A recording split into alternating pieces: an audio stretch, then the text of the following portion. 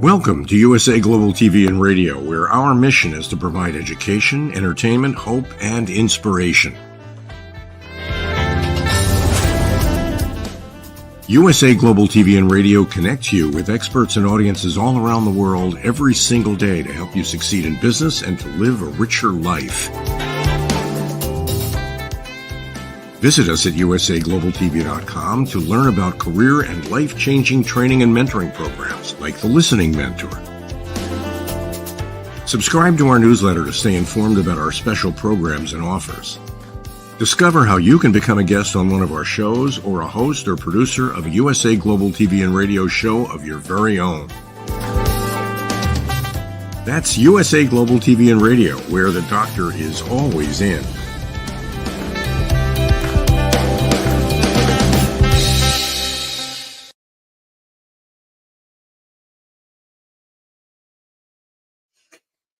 Hello, USA Global TV and Radio watchers and listeners.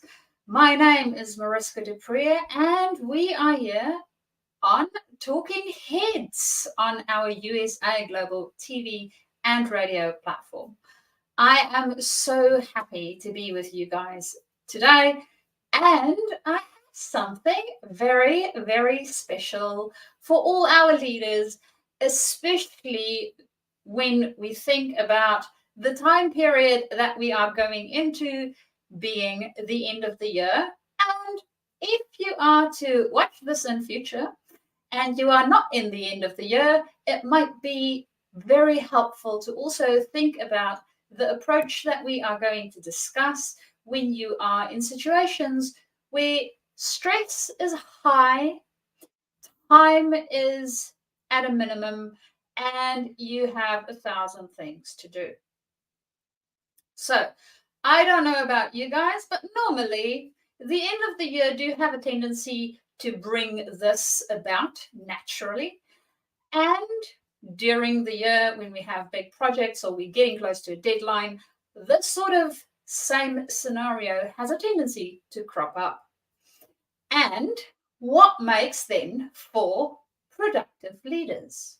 Because we want to be productive in our leadership in all areas and at all times, but it doesn't always feel very possible, especially when we are stressed, when there's not a lot of time and there's 1,000 things to be done.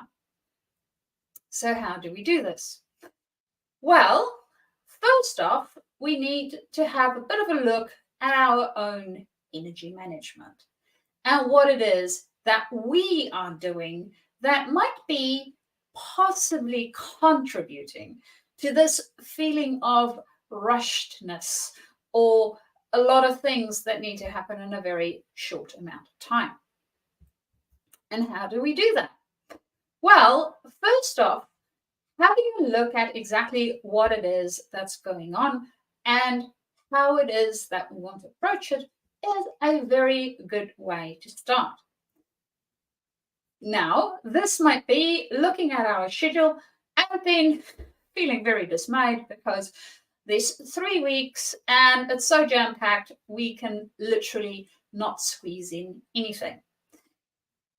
What I do want you to think about, and also just me talking about it makes me feel all anxious. First and foremost, take a breath.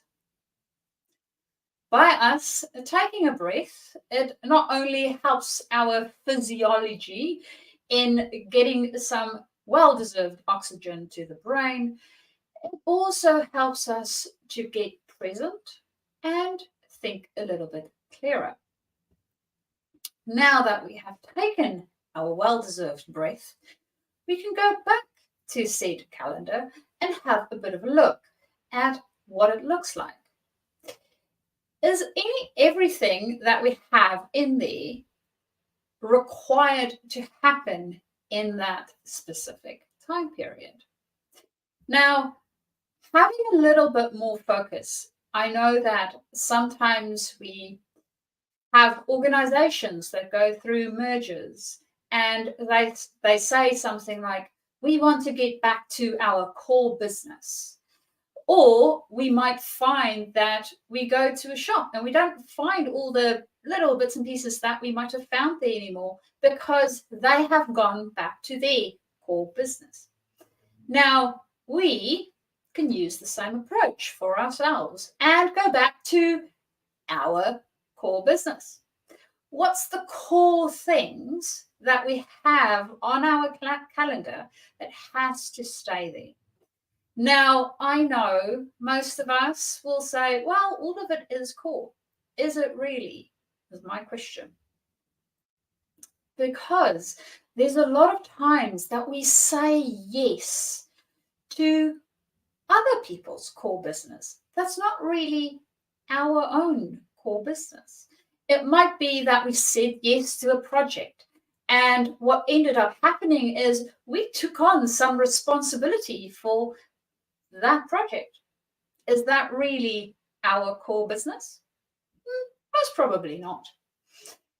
We also, as leaders, love to help other people because, well, that's part of what happens when we are within the leadership space. We know things, we know how to get things. And that's one of the reasons why, for most of us, we moved into a leadership space. We were not only really good at our specialization, but we also had a great network. So it results in, well, a lot of other people, in all likelihood, coming to us to get some advice, to find out where to get specific things, whatever the case might be. Now, yes, we do want to help them. And we also want to ensure that they fish for themselves and we do not do the fishing for them. So understanding what is core to us, what is it that we actually need to do within our function, and what it is that maybe we enjoy doing but shouldn't actually be doing, or have information on that we can give and possibly need to help the other person learn how to get it. So this is where all those tips and tricks come in to help us create a little bit more space during times where our calendars might be very full and we may feel a lot of stress. So what is there that we might be able to shuffle off our plate, so to speak? So first off, looking at our calendar and determining what is core, right? Making sure that the things that's on there is actually things that I'm responsible for and I need to get done. Now remember, as the leader, it is not your function to do the task. So say, for instance, we have a project and I don't know, there's 5 different things that needs to happen in said project. We have a whole team. It's not our function to actually go and do the work. It is our function to ensure that our team is set up to do the work. That's our core function, not doing the work. So understanding what our core function is makes it a little bit easier to then go into the next step. And what is the next step? Well, the next step is really going and having a bit of a look at what it is that we need to delegate, because we've literally taken stuff on that we shouldn't be doing. Or what is it that we are helping out with? So it might be that we are constantly getting 1,000 different requests to make decisions that, technically speaking, doesn't need our level of decision making. It might be made at a different level. Or it might be that we hold a whole bunch of information that would be better served if other people knew how to resource themselves to get the same information. You might have a great database stored somewhere that they can access. And of course, it's always easier asking a friend to access it and then getting us the answer than going to look for it ourselves. So, how are we enabling all of these behaviors that actually is not serving us, even though it might be that it makes us feel good? So, understanding first off what our core functions are and which are the things that we can't delegate, we can't give it to somebody else. It's something we need to do. And then having a look at what's all the other things that I need to enable the people around me to be able to do. So this might be that I need to help them to train them up so that they can actually perform their function fully. Or it might be that I can delegate it. And we have an episode on delegation and what to take into consideration when we want to delegate. Then it might also be that I am absolutely exhausted. Now, I know personally that when I have low energy levels, it takes me a lot longer to perform any task than it would normally take because my energy is low. I can literally not pour as much of myself into the task as I would when I have high energy. So understanding that longer working hours, especially at the end of projects or when we have those stressful situations, is not necessarily going to be the thing that's going to help us out. As a matter of fact, that will most likely make us less productive as leaders and as individuals. So, what do we need to take into consideration there? And I know burnout for a lot of people is a definite big problem. It's not only the crunch time during Christmas or the end of a project that gets us all riled up. It might be that this has been a more continuous thing, or it might be the way that the organization is structured that has that type of effect. So, what can we do there? Well, I want you to think about your energy management and how it is that you gain energy.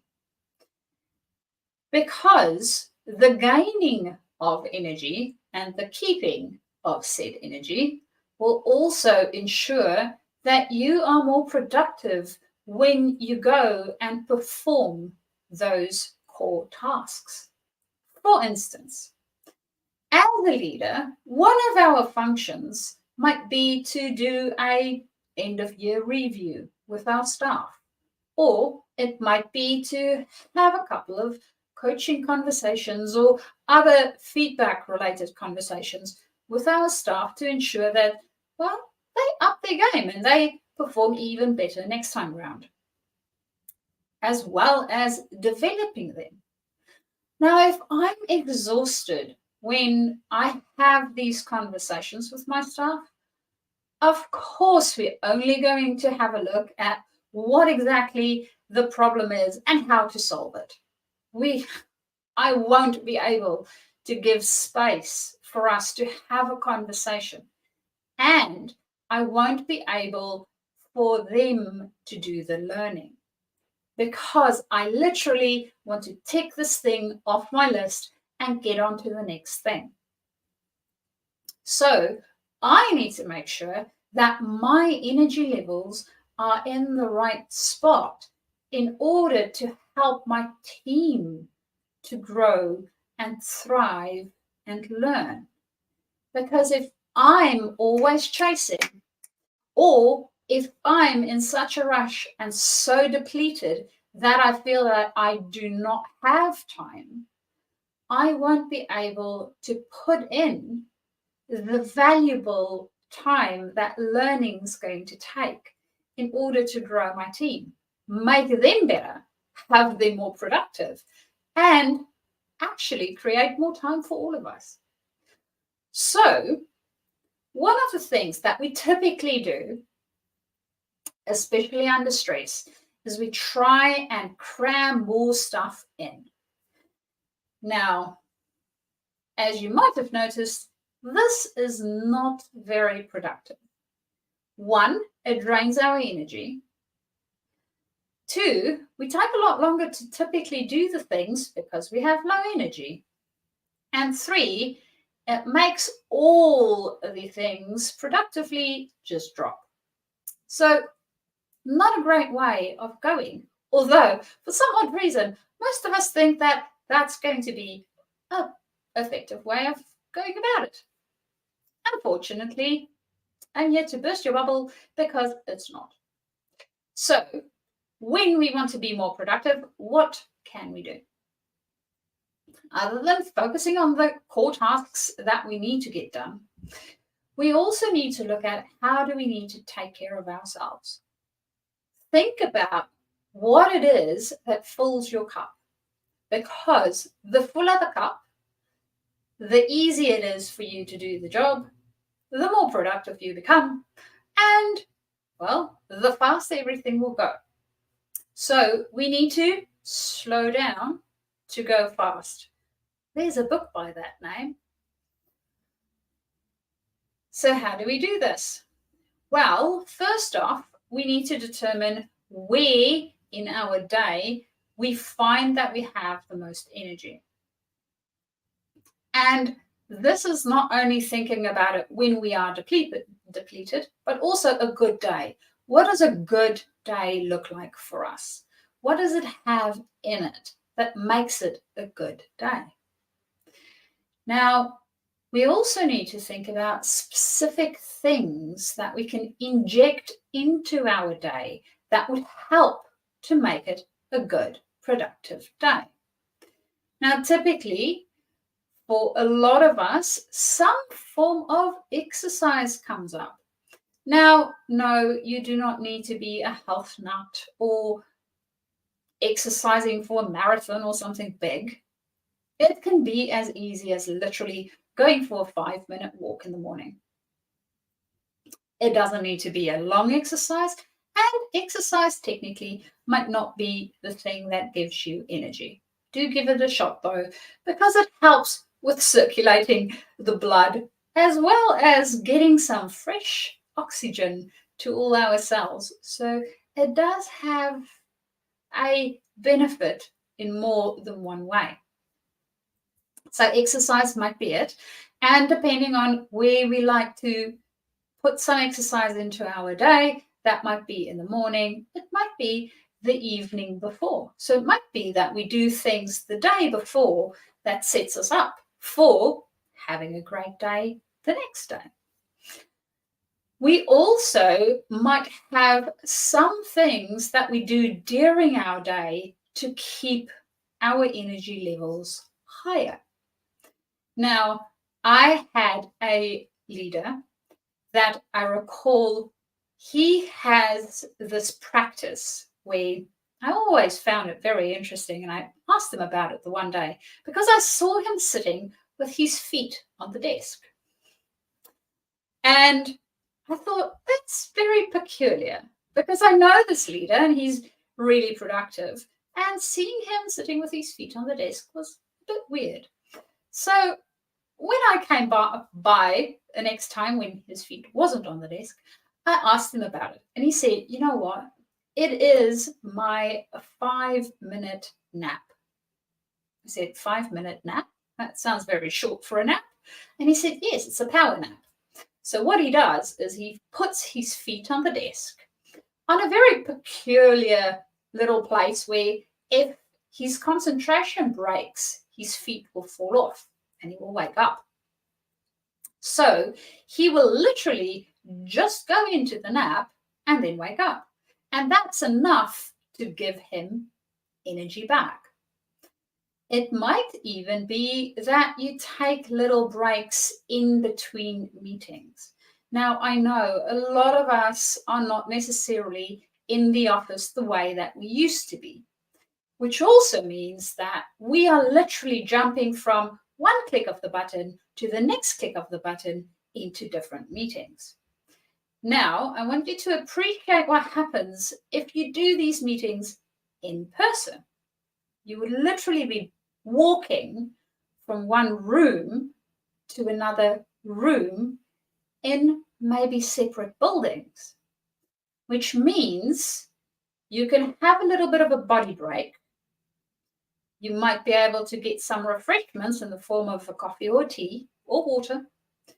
You'll get some exercise, yes, because you're walking from the one to the next, and your brain gets a chance to switch from one task to a different task, or even no task, so that it just has some time to relax. Thus, learning from our in-person meetings, it's helpful to schedule those little breaks into our online space as well. So that might be that we schedule our meetings with a 5-minute break in between them. Or it might be that we also, other than the 5-minute break in between them, go and, I don't know, walk around the house, depending on how big a plot you have, or walk around the block if you do a quick little walk. So getting some oxygen into the brain, giving our brain a time to relax, are all little ways in which we can get our energy back. And this also gives us more sustained energy throughout the day in order to be, more productive with what it is that we are doing.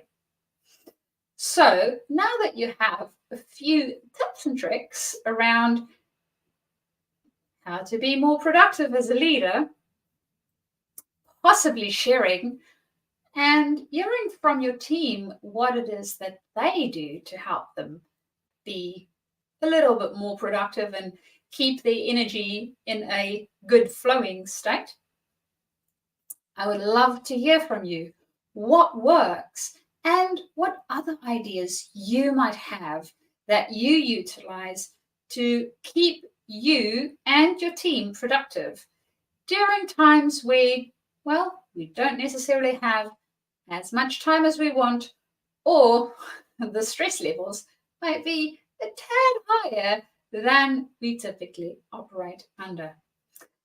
And with that, you can also get hold of me, not only to share your ideas, but also if you are an emerging leader moving into leadership or a leader moving up in your leadership journey.